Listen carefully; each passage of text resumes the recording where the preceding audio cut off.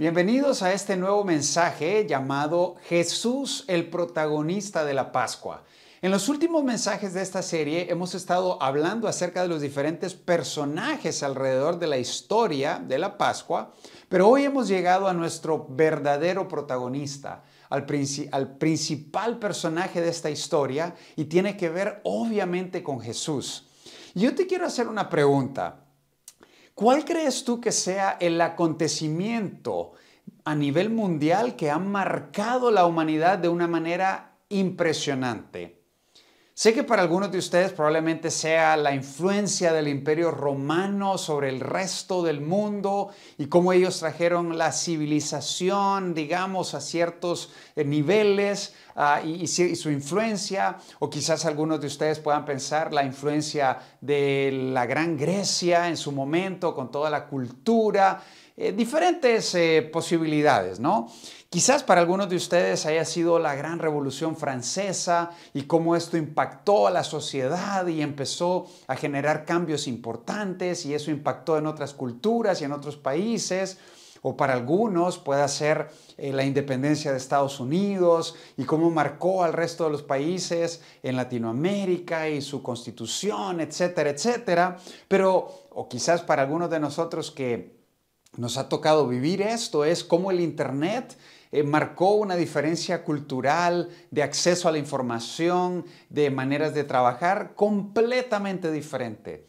No sé cuál pueda ser la que tú tengas en mente, pero yo te quiero decir que no ha existido un movimiento y un acontecimiento que impacte tanto la cultura de la humanidad entera como la resurrección de Cristo.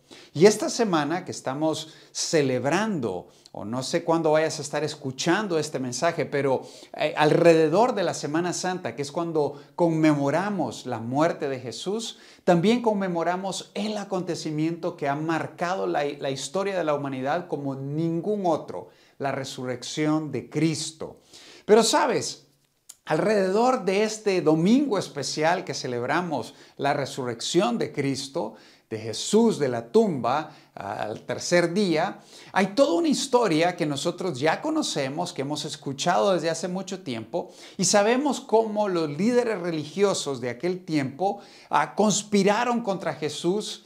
Se sentían llenos de envidia, se sentían amenazados por el liderazgo de Jesús y ellos confabularon todo un plan en el cual fueron a las autoridades romanas, en particular a Poncio Pilato, y le dijeron y le pidieron que por favor crucificara a Jesús. Finalmente ellos, después de hacer muchas manipulaciones y muchos esquemas, lograron ese objetivo. Pilato concedió a esa petición. Jesús fue crucificado un viernes y básicamente todos sus seguidores fueron esparcidos. Sus seguidores estaban llenos de temor, llenos de incertidumbre. Todo aquello para lo cual habían estado trabajando casi que se venía abajo. Y entonces vemos a estos líderes religiosos que creían que lo habían logrado todo y obviamente sabemos que detrás de esta maquinación estaba el enemigo de Dios, Satanás mismo. Estaba celebrando la muerte de Jesús porque pensaba que lo había logrado, porque pensaba que había con la muerte obtenido la victoria más grande. Sin embargo, no sabían precisamente lo que iba a ocurrir. Ahora bien, en ese proceso, los líderes religiosos, los maestros de la ley y los sacerdotes de aquel tiempo ya habían escuchado a Jesús hablar acerca de la resurrección. Así que fueron donde Poncio Pilato una vez más y le hicieron una petición especial. Y leemos de esta petición en Mateo 27 y dice: al día siguiente, después del día de la preparación, los jefes de los sacerdotes y los fariseos se presentaron ante Pilato. Le dijeron: Señor, nosotros recordamos que mientras ese engañador aún vivía, dijo: a los 3 días resucitaré. Por eso, ordene usted que se selle el sepulcro hasta el tercer día, no sea que vengan sus discípulos, se roben el cuerpo y le digan al pueblo que ha resucitado. Este último engaño sería peor que el primero. Así que imagínense, ellos van a donde Pilato con esta petición. Básicamente le piden que selle el sepulcro y Pilato concede esta petición, y no solamente concede el sello de ese sepulcro, sino que les facilita una guardia romana, es decir, un grupo de soldados romanos que iban a custodiar 24/7, mejor que cualquier cámara de seguridad hoy en día, pues precisamente la entrada a la tumba, para prevenir que una historia como estas sucediera y que alguien robara el cuerpo y que pues dijeran que había resucitado. Entonces ellos estaban conscientes de lo que Jesús decía o de lo que Jesús había dicho, y trataron de prevenir precisamente esto. Lo que milagrosamente sucedió es que obviamente la resurrección tuvo lugar, y cuando cuando esta guardia romana fue interrogada con respecto a este acontecimiento sobrenatural, ellos describieron pues que ellos habían estado ahí, que básicamente la piedra había sido rodada, que habían los lienzos y los diferentes elementos que habían recubierto el cuerpo, ahí estaban, pero el cuerpo no estaba. Entonces, estos líderes religiosos dijeron: ustedes van a decir que mientras ustedes dormían, estos discípulos de Jesús, entraron y robaron el cuerpo. Ahora bien, era algo difícil porque para un soldado romano esto implicaba la muerte, básicamente. Pero la suma de dinero que estos líderes religiosos pagaron fue tan grande que finalmente fue la versión de la historia que comunicaron a todas las personas. Y entonces nos damos cuenta que ahí había toda una confabulación, una versión de la historia que ellos querían acomodar y que fue la que circuló. Sin embargo, la resurrección es un hecho innegable. Es un hecho documentado, es un hecho histórico, es un hecho que de hecho nos arroja muchas evidencias. Por ejemplo, ¿sabías que Jesús se apareció a más de 500 personas después de haber resucitado? Obviamente a sus discípulos más cercanos, pero también a muchas otras personas, a muchos de sus seguidores un poco más extensos. 500 personas, aún Pablo Jesús se le apareció a Pablo. Otro dato interesante es que Jesús no fue simplemente una aparición en espíritu la que tuvo. Jesús resucitó con un cuerpo físico, un cuerpo que precisamente había sido lacerado, un cuerpo que había sido perforado, y el mismo Tomás tuvo la oportunidad de tocar ese cuerpo, de meter su mano ahí en sus heridas. Y Jesús resucitó con un cuerpo físico. Eso es muy importante que nosotros lo tengamos ahí en cuenta. Comió pescado con los discípulos, durmió. Y entonces vemos a Jesús ahí. Y un hecho muy importante es que nuestra fe cristiana, como seguidores de Jesús, como cristianos que somos, reposa y se fundamenta completamente en el hecho de la resurrección. Fíjate lo que el apóstol Pablo dice en 1 Corintios capítulo 15. Dice, Pablo está hablando y hace una suposición, porque habían personas que hablaban de que la resurrección no había acontecido. Dice, y si Cristo no ha resucitado, entonces toda nuestra predicación es inútil. Y la fe de ustedes también es inútil. Por tanto, nuestra fe sería inútil también. Y dice más adelante, y si Cristo no ha resucitado, entonces ustedes todavía están en sus pecados. Entonces, el sacrificio de Jesús no fue solamente ir a la cruz y morir en ese momento por nuestros pecados, entregar su cuerpo y derramar su sangre. Eso hubiera sido una parte muy importante, pero incompleta.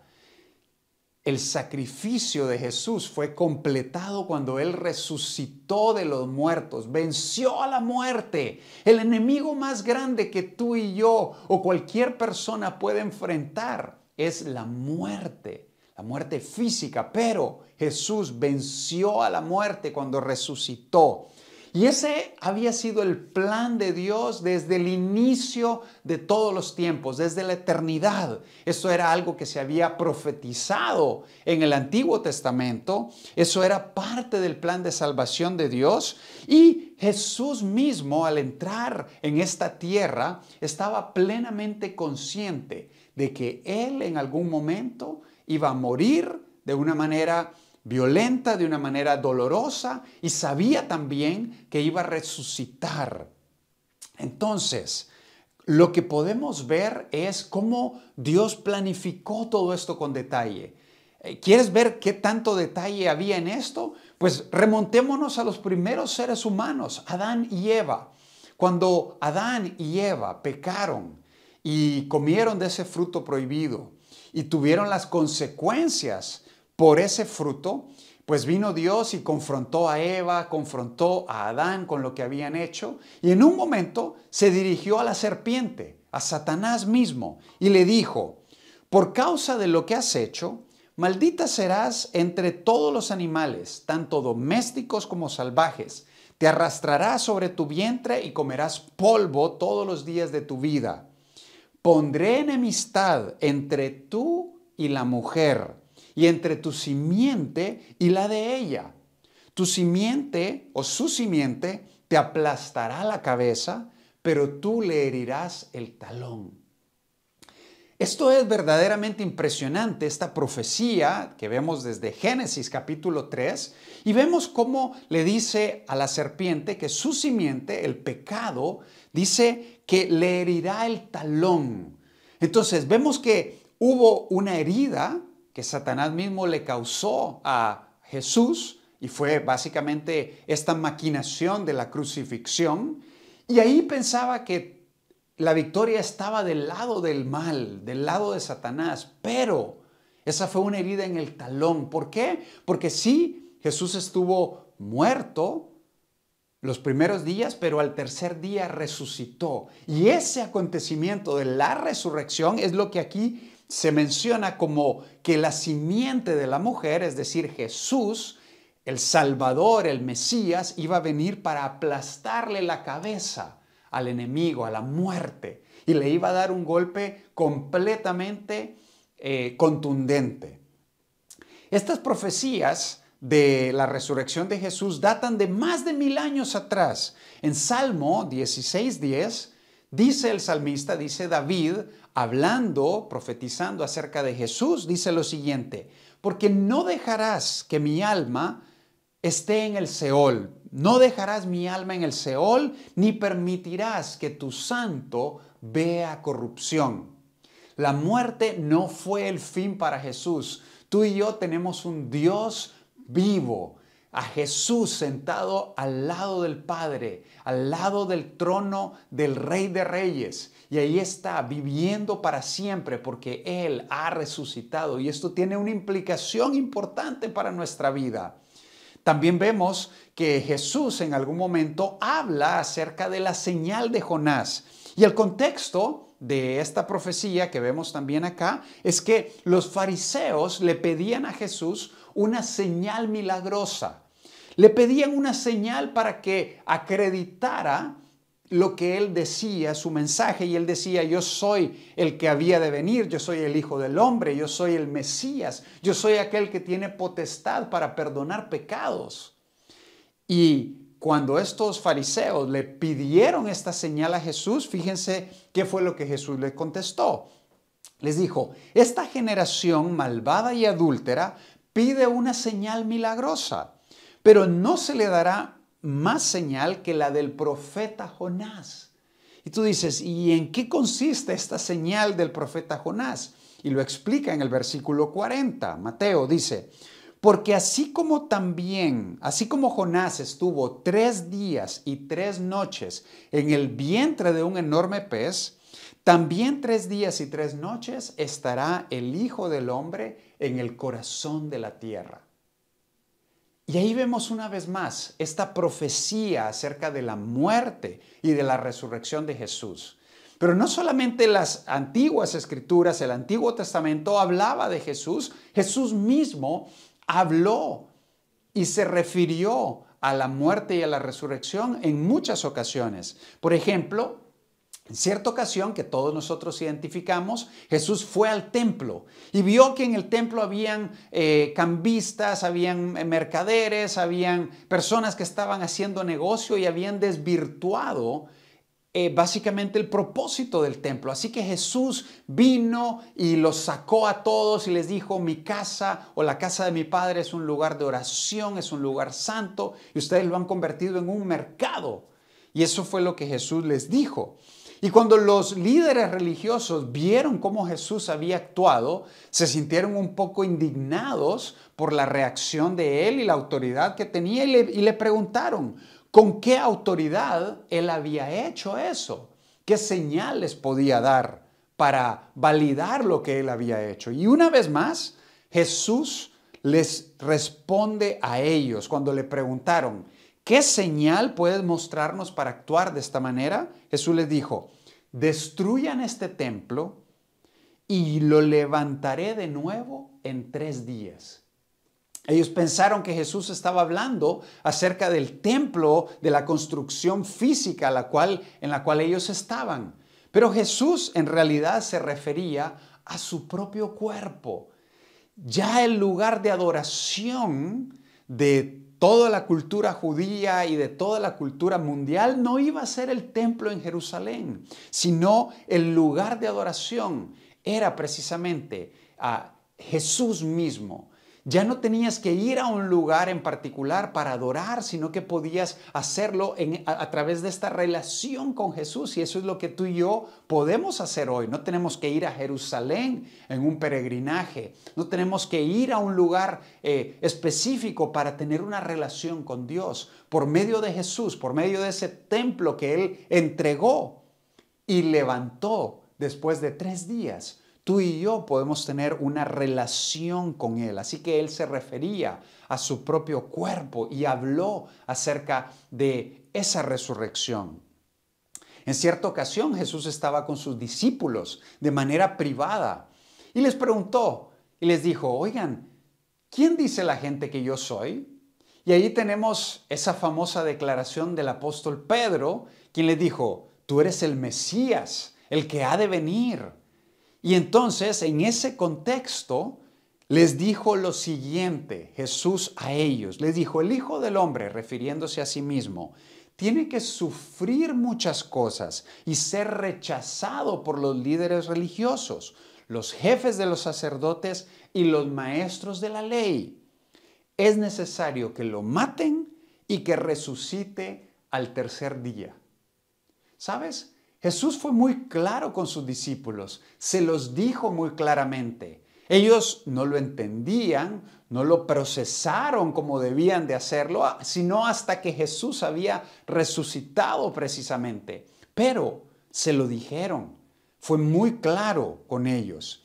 Y en otro contexto, en otra ocasión, Jesús lo mencionó públicamente también. En cierto momento, también Jesús, hablándole a los fariseos, a los líderes religiosos y a la comunidad entera, les dijo: yo soy la puerta, yo soy el buen pastor. Todos recordamos esas declaraciones de Jesús. Y en ese momento vino Él y se dirigió a todos y les dijo lo siguiente: por eso me ama el Padre, porque yo entrego mi vida para volver a recibirla. Nadie me la arrebata, sino que yo la entrego por mi propia voluntad. Tengo autoridad para entregarla y tengo también autoridad para volver a recibirla.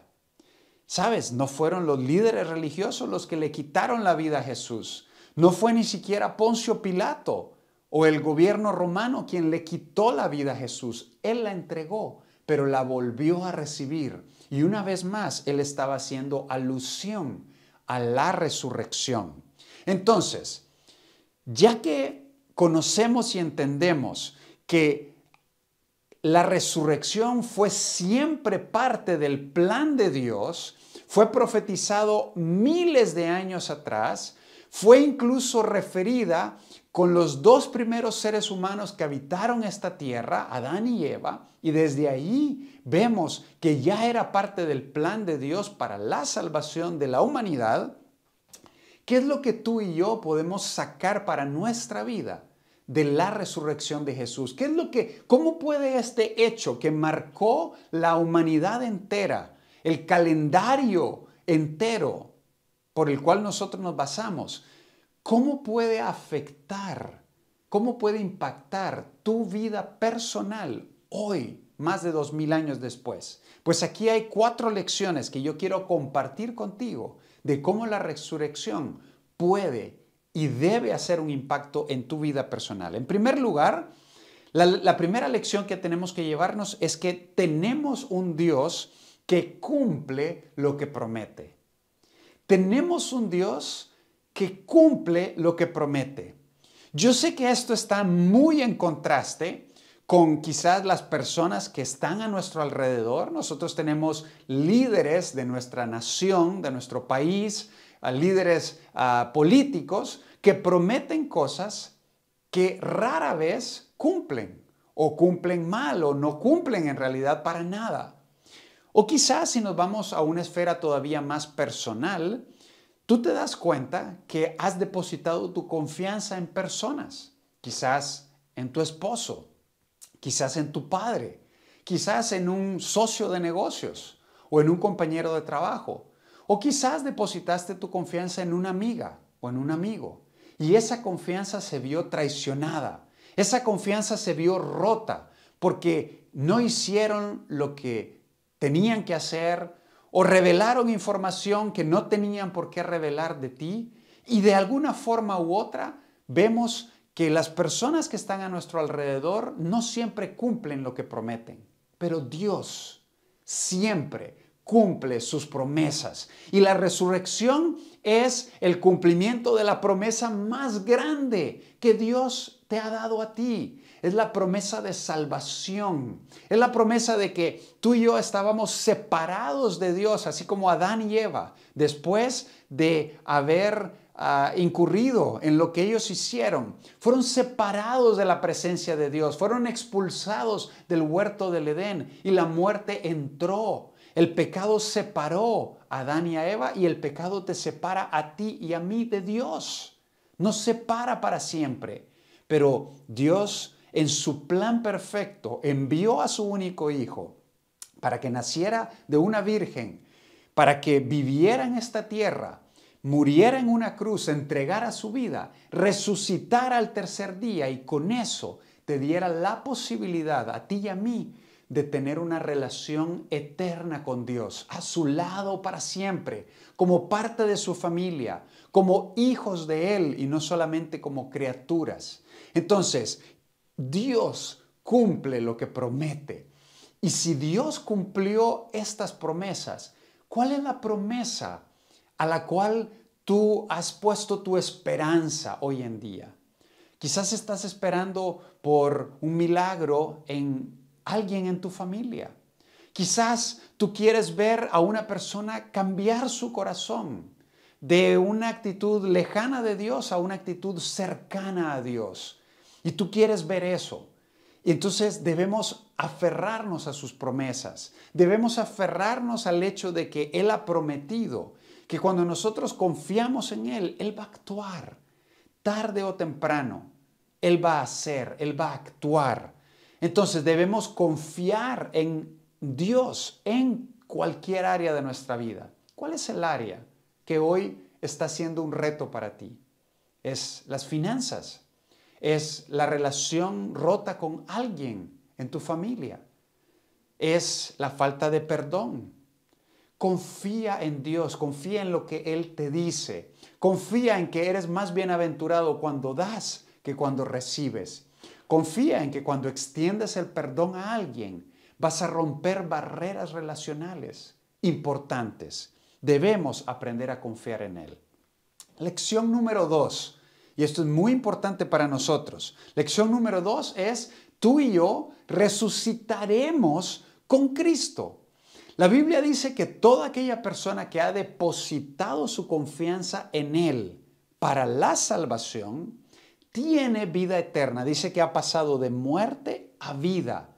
Y cuando nosotros confiamos y aceptamos el perdón de pecados de Cristo en la cruz y confiamos en que Dios lo levantó de los muertos, entonces tú y yo estamos condenados a resucitar junto con Cristo y vivir eternamente con Él.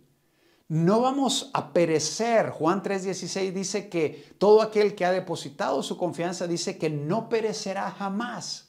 Al contrario, dice que va a tener vida eterna y eso es que nosotros vamos a resucitar con Él. Fíjate cómo lo puso el apóstol Pablo en 1 Corintios capítulo 15. Dice, lo cierto es que Cristo sí resucitó de los muertos. Él es el primer fruto de una gran cosecha, el primero de todos los que murieron. Él resucitó y junto con Él, tú y yo que hemos confiado en Cristo como nuestro Salvador, vamos a resucitar con Él.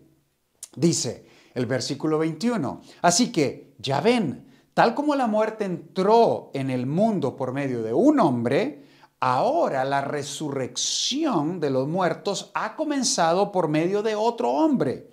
Así como todos mueren, porque todos pertenecemos a Adán, todos heredamos esa naturaleza de pecado de Adán, todos los que pertenecen a Cristo recibirán vida nueva.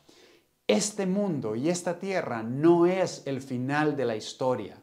La muerte física no es el final de la existencia, es al contrario, el inicio de la mejor etapa de tu existencia, de la eternidad junto con Él, frente a frente. Vamos a resucitar con Él.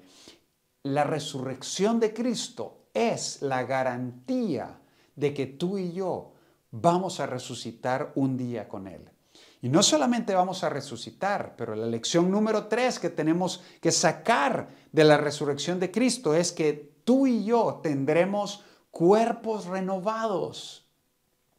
Tú y yo tendremos cuerpos renovados. Fíjate lo que dice el versículo 42 de ese mismo capítulo. Dice, lo mismo sucede con la resurrección de los muertos. Cuando morimos, nuestros cuerpos terrenales son plantados en la tierra, pero serán resucitados para que vivan para siempre. Nuestros cuerpos son enterrados en deshonra. Cuando una persona muere, su cuerpo está desfalleciendo, su cuerpo ha dejado de funcionar. Quizás un padecimiento en los pulmones, quizás un padecimiento en el páncreas, quizás algo en la sangre. Nuestro cuerpo físico perece, tiene una fecha de expiración. Pero esos cuerpos, dice el versículo 43, serán resucitados en gloria. Son enterrados en debilidad, pero serán resucitados en fuerza.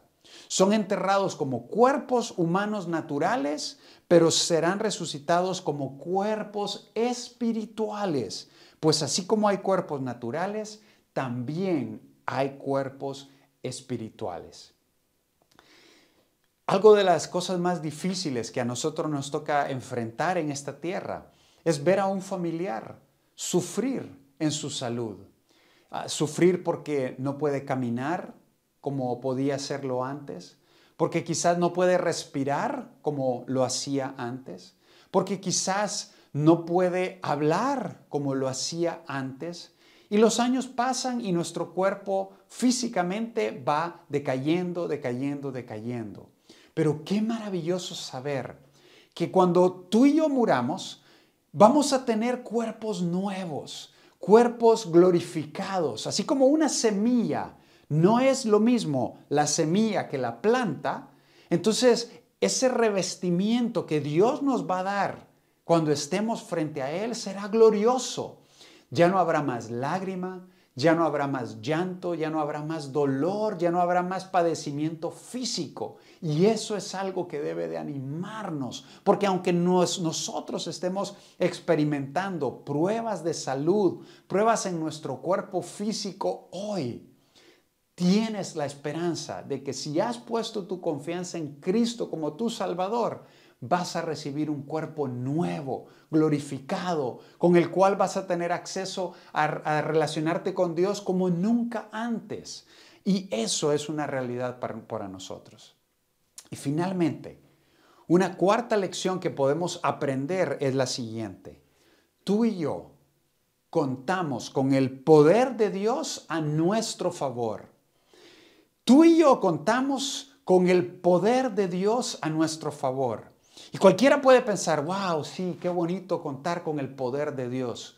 Pero ese poder de Dios es el poder que no tiene límites. Es el mismo poder que levantó a Cristo de los muertos, que resucitó a Jesús. Es el poder que tú y yo tenemos a nuestro favor. Fíjate lo que dice Efesios capítulo 1, versículo 20. Dice, Pablo, hablándole a estos hermanos en esta ciudad de Éfeso, dice, pido también que les sean iluminados los ojos del corazón para que sepan, y fíjate qué es lo que Pablo quería que supieran ellos, cuán incomparable es la grandeza de su poder a favor de los que creemos. En pocas palabras, Pablo decía, quiero que se les abran los ojos y que conozcan la grandeza del poder de Dios a favor de ustedes. Y mira lo que dice, ese poder es la fuerza grandiosa y eficaz que Dios ejerció en Cristo cuando lo resucitó de entre los muertos y lo sentó a su derecha en las regiones celestiales. ¡Wow! Yo no sé si este versículo te habla a ti como me habla a mí, pero esto es una declaración impresionante. La fuerza y el poder que Dios ejerció en Cristo cuando lo resucitó de los muertos, cuando venció a la muerte, es el mismo poder que actúa a tu favor. Y hoy puede ser que tú estés enfrentando muerte en tu vida. Quizás una relación que está muerta. Quizás un área de tu carácter que está muerta. Quizás una crisis de fe que te ha hecho morir en tu fe quizás. Dios tiene el poder para que algo que no exista aparezca. Dios tiene el poder para que algo que está muerto en tu vida resucite. Deposita tu confianza en ese poder grandioso que tienes a tu favor a través del Espíritu Santo que mora dentro de ti. Dios te da la capacidad para superar cualquier hábito negativo que hoy esté gobernando tu vida. Dios te da la capacidad para perdonar aquella ofensa que pensaste que nunca podrías perdonar. Dios te da la capacidad y el poder para restaurar una relación que hoy se ve sepultada. Dios lo puede hacer. Dios tiene el poder y Dios te ha facilitado ese poder a ti. Y yo te quiero animar a que estas 4 lecciones que hemos visto el día de hoy puedas abrazarlas a tu vida y puedas decir y recordar y darle gracias a Dios porque a través de la resurrección de Cristo no solamente te salvó, no solamente garantizó tu eternidad al lado de Él, sino que te ha dado este enorme poder para que puedas vivir tus días aquí en la tierra y cumplir el propósito por el cual Él te ha llamado. Y quiero invitarte a que puedas conectarte con Él en este momento y decirle algo como esto. Señor, gracias por haber enviado a tu Hijo Jesucristo a resolver el problema de mi pecado en esta tierra. Gracias, Señor, porque cuando Jesús murió en esa cruz, perdonó todos y cada uno de mis pecados. Pero no solamente moriste en la cruz. Señor, tú resucitaste a Jesús al tercer día. Y esa resurrección es la base de mi cristianismo, es la base del cristianismo. Yo te agradezco, Señor, porque a través de esa resurrección, tú me garantizas hoy que soy parte de tu familia, que voy camino al cielo, que voy a tener un cuerpo resucitado, glorificado, para pasar toda una eternidad contigo. Y que ese mismo poder que ejerciste en la resurrección está a mi favor el día de hoy. Gracias, Señor, por tu amor tan grande por nosotros, por ese amor que no merecemos. Gracias. Te lo agradecemos. En el nombre de Cristo Jesús oramos. Amén. Y quiero dejarte con esta pequeña reflexión. La base de tu cristianismo, la base de tu fe es la resurrección de Cristo. Abrázalo, agradécele, no solamente en esta Semana Santa, sino todos los días de tu vida, por ese plan perfecto que Dios había diseñado desde siempre y para siempre. Que Dios te bendiga y ve y comparte esta noticia con todas las personas que hoy tanto lo necesitan. Que Dios te bendiga.